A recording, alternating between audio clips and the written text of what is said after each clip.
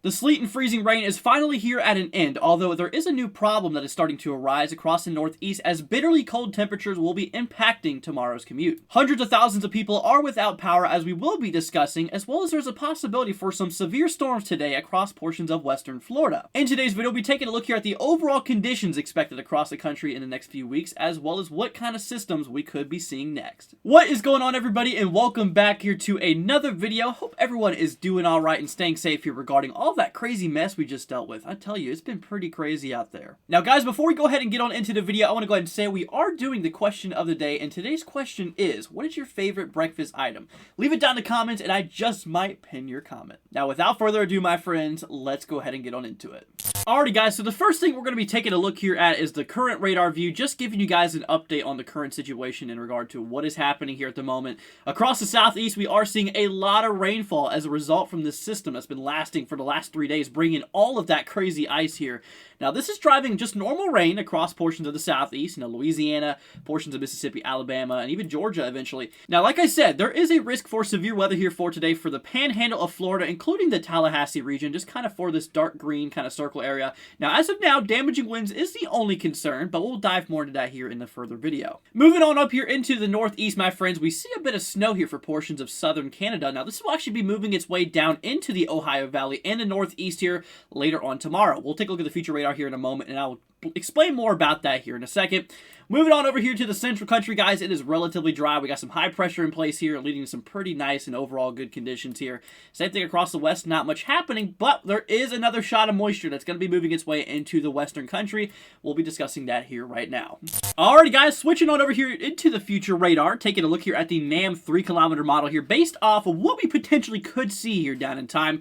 So you notice this big streak of moisture as we track our way over here to the midnight hours for tonight. Once again, the time is in the top right-hand corner if you guys want to follow along. All of that moisture will be moving its way into portions of California, more specifically northwestern California, as all this precipitation, obviously kind of just dies out as we track away even further into time here for tomorrow. But overall, like I said, for the northwestern sides of California, we could be dealing with a decent amount of rainfall here across the way. Also, some potential snowfall, for those upper elevations, indeed could be possible out of this. Now, as mentioned here in the northeast, we are going to be seeing a shot of snowfall, now potentially heavy snowfall, where a snow squall seems very possible. Look at those very dark blues really moving through areas here of like New York State, through Vermont and New Hampshire here. Honestly, this could be bringing a concern here of some snow squalls, and if you do not know what that means, that's just ridiculous amounts of snow accumulation in a short period of time here. Could be possible. A few inches per hour in regarding to rate here could be existent. So once again, areas here in the northeast as well as the Ohio Valley could be dealing with a bit of snow showers here, basically from tonight into portions of tomorrow. Definitely something we might need to watch out, as some localized accumulations could be possible. Alrighty, guys, so we're moving on over here to the Storm Prediction Center here really quickly. I just want to talk about this little severe weather threat for today. It's nothing crazy, it's nothing major, but there is a small threat for maybe a few isolated severe storms across portions of the panhandle of Florida. Now, tornadoes is not a probability. There's a less than 2% chance of actually tornadoes happening out of this. Once again, not a concern here. Damaging winds. This is really the only concern we have. A 5% chance, so basically a 5% chance across the brown that we potentially could see maybe some of those damaging winds up to 60 miles an hour. So, overall, locally, damaging wind gusts could theoretically be possible, but overall, it's not really a big deal, and it's probably not even really going to happen.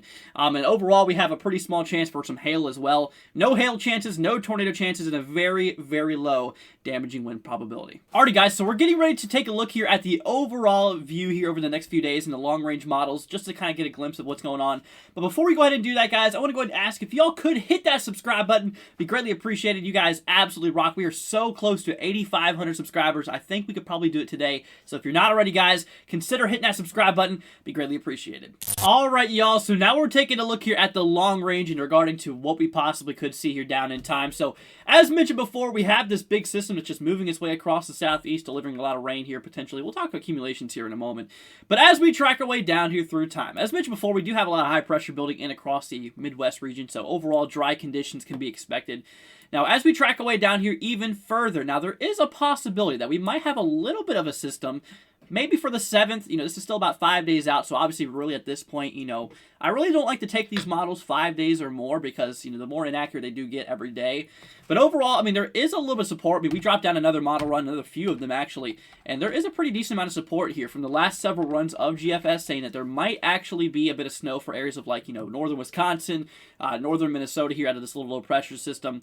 But there is also a little bit of a concern, not that much longer after that, of maybe a system that could be developing here for the early 9th. Now, once again, like I said, I really don't like to look at this too far out, but there is a possibility that we could see maybe another snowstorm. This could be the next snowstorm here for the country, and perhaps, if all conditions do play out well and say the system does exist, I would not be surprised if there would be any severe weather on the south side of it, as it does look like there's a pretty strong cold front associated with this.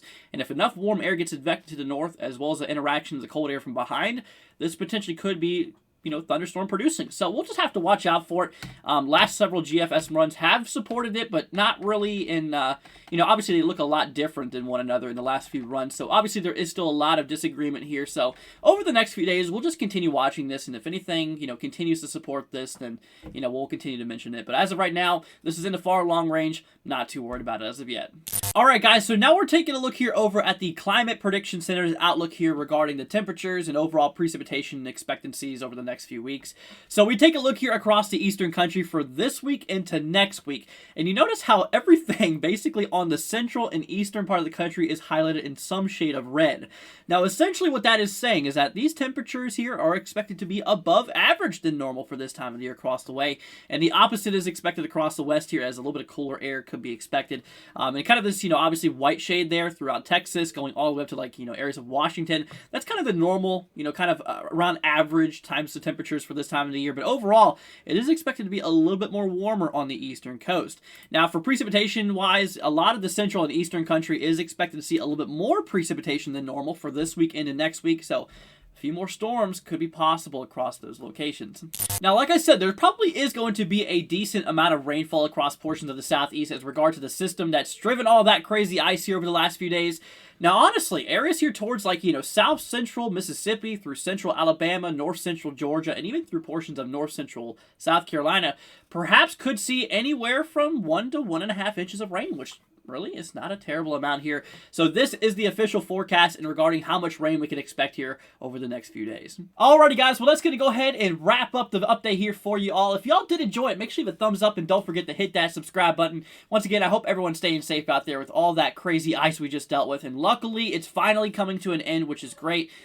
By this evening, around this time now, most of the concerns should be away for the most part, but like I said, there's a lot of people still without power, and that just reminds me, I did not even look at that here. So let me go ahead and do this for you guys really quickly. Let's go ahead and bring up the power outages for you all. So let's go ahead and switch on over here to the live view. So here in Texas, we did have about 337,000 people without power. Arkansas, about 69,000.